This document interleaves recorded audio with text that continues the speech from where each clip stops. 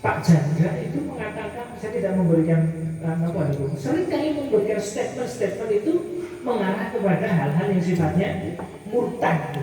Tapi nggih, lah kudu nyong iki sing ngomong, kudu ulama iki lah. Nah, ada kalimat-kalimat yang menyudutkan salah satu agama, itu bagian dari permurtadan.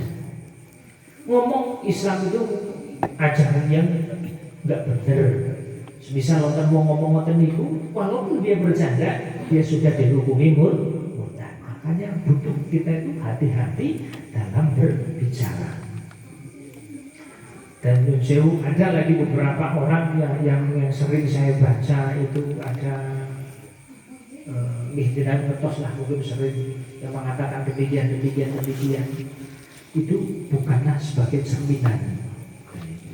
Walaupun saya tidak ngomong gitu, boten menyalahkan itu boten, tidak menyalahkan organisasinya tidak, tapi tidak pas dengan kongidah agama, maka akhirnya kelompok tersebut dijadikan bahan cacian. Sebab ngomong gara-gara AJ ini ngomong sing boten pas kali kongidah. Yang kedua, mewajibkan adanya sholat ke-6 atau mewajibkan puasa selain bulan Ramadan.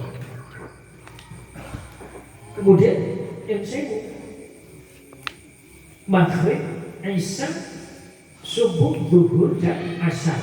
Isya, subuh, zuhur, asar, maghrib itu adalah sholat wajib di dalam agama Islam.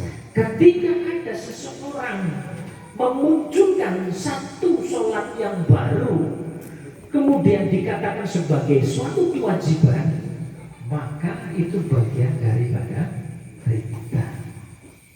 Kecuali di pondok diharuskan maksudnya ini bukan dalam hal syar'inya, tapi diharuskan untuk mendisiplinkan anak. Kamu harus menjalankan sholat duha. Tidak mengatakan bahwa sholat duha itu adalah wajib secara syariat, tapi harus secara aturan pondok, aturan sekolah dan sebagainya. Ini harus dipahami. Jadi jangan sampai kita itu mewajibkan sesuatu hal yang baru di mana itu tidak ada di teks ataupun konteks di dalam syariat agama. Kemudian mewajibkan puasa selain puasa Ramadan. Saking jenengan senangnya kali bulan Rajab, klaim bahwasanya puasa bulan Rajab adalah puasa wajib. Karena apa? Itu salah satu dari bulan yang mulia, bulan haram, bulan yang dimuliakan oleh Allah Subhanahu wa Ta'ala. Kok ada statement bahwasanya Rajab ini adalah puasa fardu, puasa wajib, maka orang tersebut bagian daripada apa mau? Riddah. Itu yang kedua. Banyak sekali. Kemudian meletakkan ayat Al-Quran, kalimat-kalimat Allah, nama-nama Kanjeng Nabi di tempat yang jorok, di tempat yang tidak semestinya. Jangan bawa sesuai Al-Quran, selembar Al-Quran ataupun yang culitan Al-Quran, tidak utuh satu lembar, jenengan kok ngerti karena tulisan ayat Al-Quran di surat Al-Kafirun atau surat Al-Baqarah. Jenengan ngerti, tahu bahwa ini adalah ayat Al-Quran yang ada di tangan jenengan. Tapi jenengan dengan sengaja naruh tulisan ini di kloset bro. Jangankan di kloset, kemudian tulisan tersebut disimpan di tempat yang tidak semestinya, atau ditaruh di mana, sekalipun itu tempat suci tapi bukan tempat yang terhormat, itu juga bagian daripada riddah. Maka jenengan meroh tulisan Al-Quran, ayat Al-Quran yang ada di lembar kertas, kalaupun itu sesobek, ambil, taruhlah di tempat yang mulia. Ojo kok jenengan cekel terus ndorong usep-usep tikus. Hati-hati, itu bagian daripada rusaknya iman kita. Ya baca kitab mau kesuwen nanti. Orang adil ya bukan karena dia apa-apa. Orang adil tapi bukan karena dia apa-apa. Itu meletakkan ayat Al-Quran tidak pada tempatnya atau merendahkan ayat Al-Quran itu menjadikan kemurtadan seseorang. Hati-hati ini. Ini kalau mungkin datang kitab Irsyadul Ibad. Kitabnya bab berita, bab kedua. Yang pertama adalah bab iman, kemudian yang kedua adalah bab berita. Jadi jangan anggap remeh sesuatu hal yang mungkin bagi kulon jenengan sami biasa, tapi ketika di dalam hukum ini efeknya sangat besar. Ketika membaca Yasin, ketika membaca Al-Quran, tolong jangan taruh di lantai. Minimal lebih tinggi dari atap kita, lebih dhuwur tinimbang tubuh kulon jenengan sami. Kang Ahmad dengar Quran? Gil, mau kurang jawabnya zamane mana Gil? Jadinya Gil. Nah, itu harus diperhatikan. Jangan sampai Al-Quran ini ditaruh di tempat yang tidak semestinya, apalagi di bawah. Seperti halnya beberapa waktu yang lalu saya melihat informasi sekelompok ibu-ibu berdiri di depan rumah kemudian menginjak-injak Al-Quran. Hak ketika melihat dari kitab ini, dia bagian orang yang sudah termasuk golongan pun sudah murtad. Agak satrasi pun yang ragu untuk mengkafirkan orang Yahudi ataupun Nasrani, bukan berarti melafalkan, tapi menganggap bahwa dia kafir apa ya, kafir apa ya, wong Nasrani kafir apa ya, wong Yahudi kafir apa ya, kemudian orang Buddha kafir apa enggak ya. Ketika kita ragu, berarti di dalam hati kita sudah terkontaminasi iman itu digerogoti.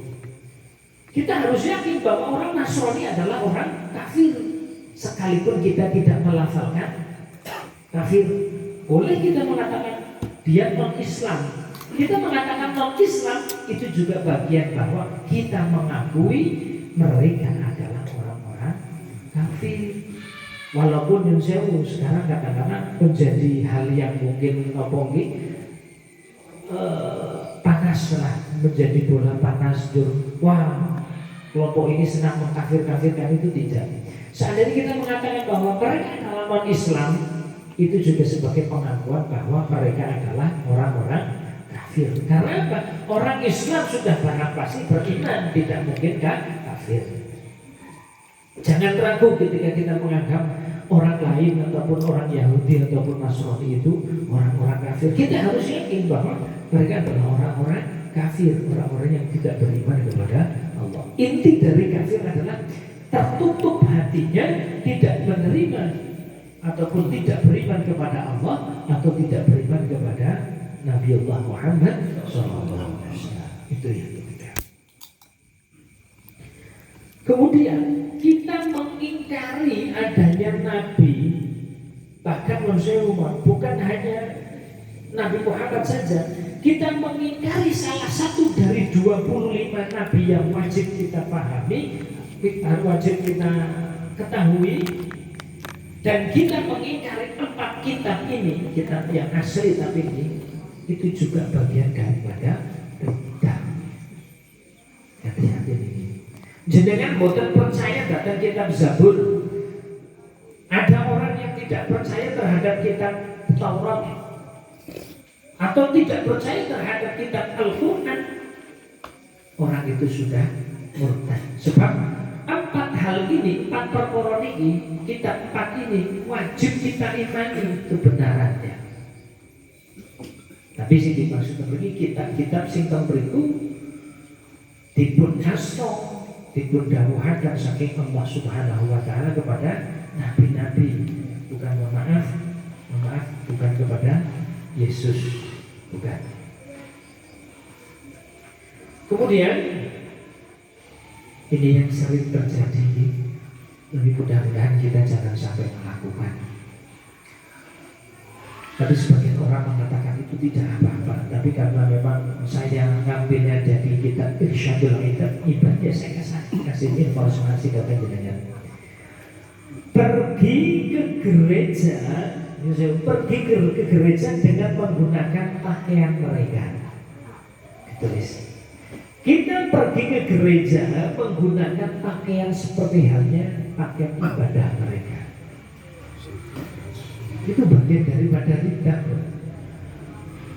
Ala-ala pastor, menggunakan baju ala uskup, kemudian menggunakan salah satunya adalah, mohon maaf, Allah alam, nanti mungkin para ulama-ulama ada yang mengatakan lain, mungkin punya pegangan yang berbeda. Tapi ketika mengambil dari kitab Irsyadul Ibad, orang yang bepergian ke gereja kemudian menggunakan baju seperti hanya pakaian mereka dan atribut-atribut mereka, ini bagian daripada Tuhan.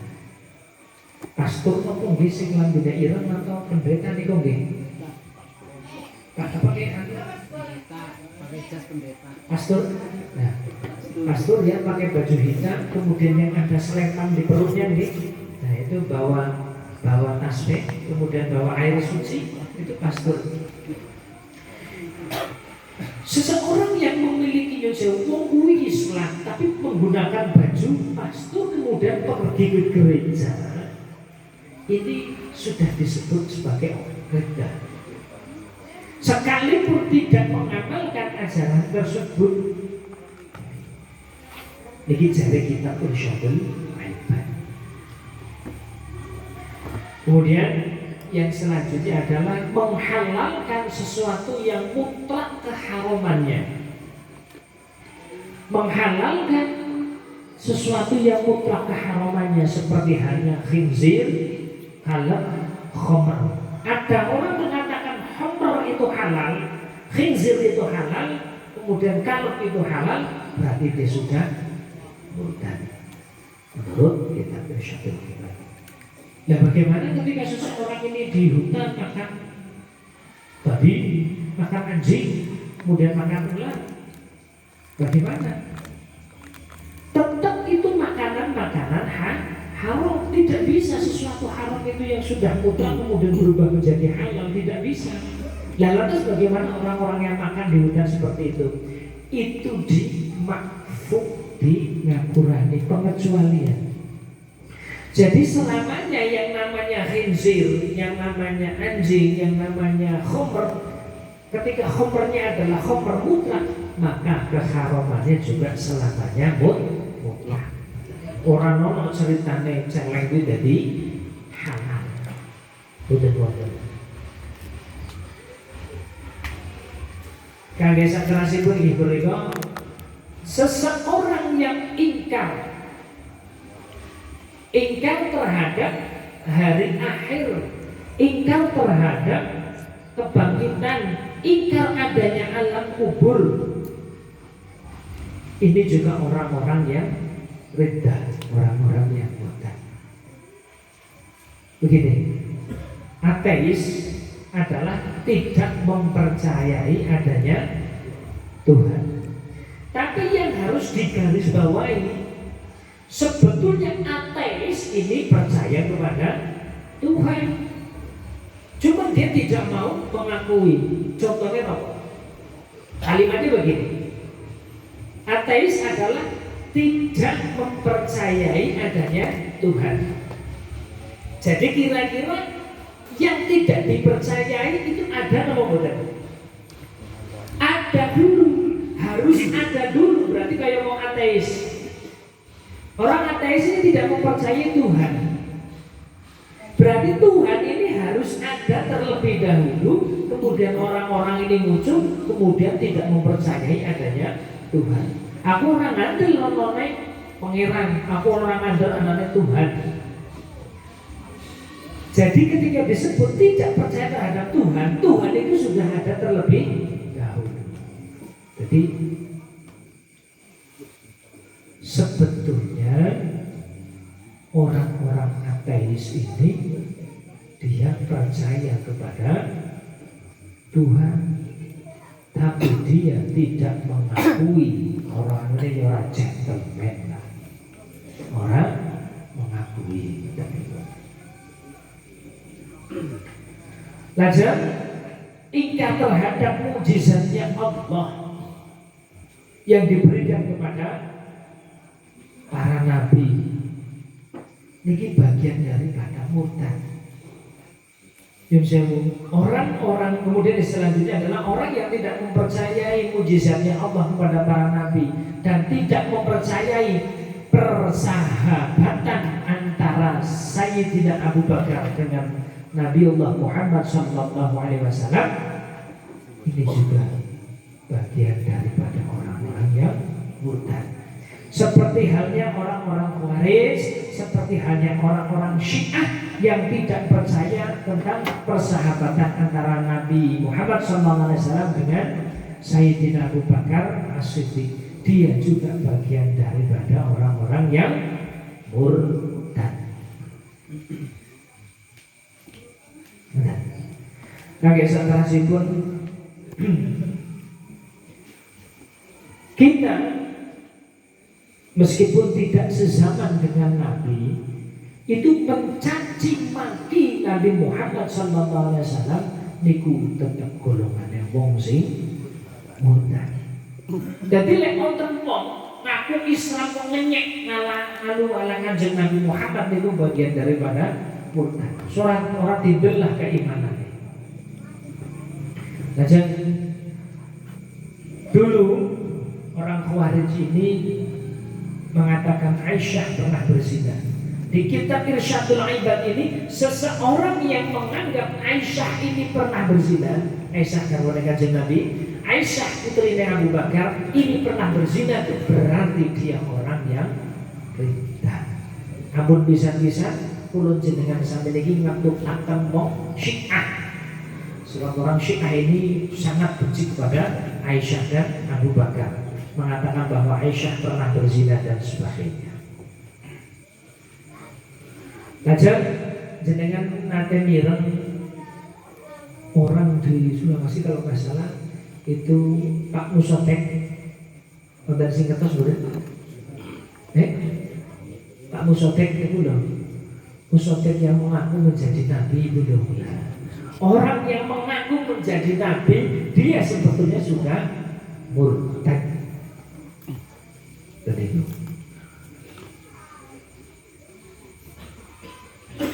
terus jurusnya malih. Ketika yang selanjutnya adalah ada seseorang yang mengajak kepada orang lain untuk berbuat kufur, ngelakoni kekafiran ataupun ngelakoni kemaksiatan seperti maksiatan sing gede. Pokoknya wonten wong kok dorong mengajak seseorang lain berbuat kepada kekufuran, dia juga sudah menjadi orang yang murtad kita. Kok ono si fulan ngejak nang fulan liyone, yuk menggunung anu boleh sesajen. Bapak enggak apa sesajen. Nangkit kae maca itu haru menawane metu jimate. Ini bagian daripada musyrik. Dia mengajak saja, ngomong ngoten tok mawon pun bagian daripada bidah. Ini harus hati-hati. Oh jujur sak karepe dhewe, ayo nang gunung anu boleh mangsik apa boleh apa jenengane jimat itu betul. Tauhid ya murtad. Dan ini yang selanjutnya adalah menghormati dan meluhurkan para wali di atas luhurnya para nabi. Kok semisal ada orang wali kan bisa anu. Boleh kita muliakan, boleh kita hormati, tapi jangan sampai melebihi kemuliaannya Nabi Muhammad SAW. Karena tidak ada manusia yang lebih hebat dari beliau, tidak ada manusia yang lebih mulia dari Nabi Muhammad SAW. Kemudian yang selanjutnya adalah ketika ada seseorang berbicara, dopok, ngobrol, ngedubrus ngomong aku wis ketemu karo Gusti Allah. Saya sudah bertemu dengan Tuhan, bahwasanya Tuhan memerintahkan kepada saya untuk bla bla bla bla. Hak dia adalah orang yang murtad. Pinggir kincing ngeten dukun sing ngomong aku ketemu karo pangeran, aku ketemu karo Gusti Allah. Itu jelas ngapusi. Kecuali orang yang sudah meninggal, mungkin bisa jadi dia sudah ketemu dengan Allah Subhanahu wa taala secara mungkin gambar. Lajeng Allah Allah telah menggugurkan sesuatu hal yang haram untuk dirinya.